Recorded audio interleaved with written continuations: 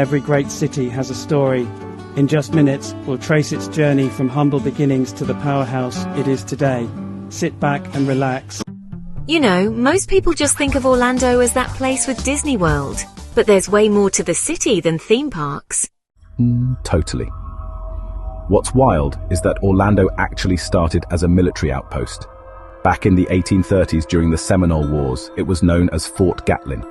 The town slowly formed around it, and by the 1850s, it was officially named Orlando. There's actually a lot of debate about how it got that name, right? Yeah, that's one of the city's little mysteries. One theory says it was named after a soldier named Orlando Reeves who supposedly died in battle near a local lake. Another theory, it might have been named after a character from Shakespeare's As You Like It. Nobody knows for sure, but the name stuck. For a long time, it was just a sleepy citrus town. Oranges were everything. Then came the freeze in the 1890s that wiped out a lot of the crops. Still, it hung on and slowly grew. But the real game changer came in the 1960s. Ah yes, Walt Disney. When he secretly bought up a bunch of swampland in the 60s for what would become Walt Disney World, everything changed. When it opened in 1971, the city exploded. Tourism became the beating heart of Orlando. And it didn't stop there. Universal Studios came in the 90s, SeaWorld was already there, and now you've got this whole entertainment economy with hotels, resorts, restaurants and shows. It made Orlando one of the most visited cities on the planet. But it's not just tourism anymore.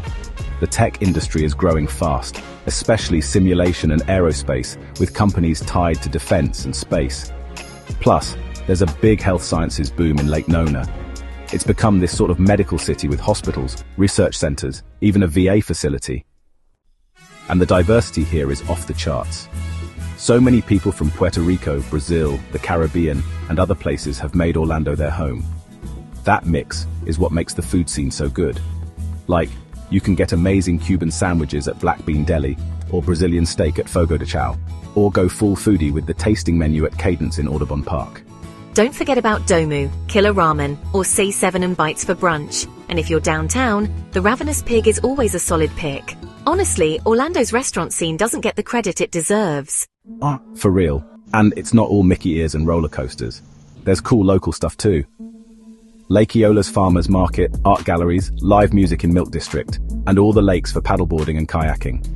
On the sports side, Orlando's repping hard. You've got the Orlando Magic in the NBA, Orlando City SC, and the Orlando Pride for soccer, and even a growing fan base for college sports like UCF football.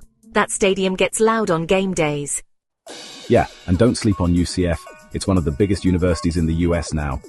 That's brought a ton of young energy to the city. Plus, with Brightline now connecting Orlando to South Florida, it's more connected than ever. What I love is that Orlando feels like it's still growing into itself.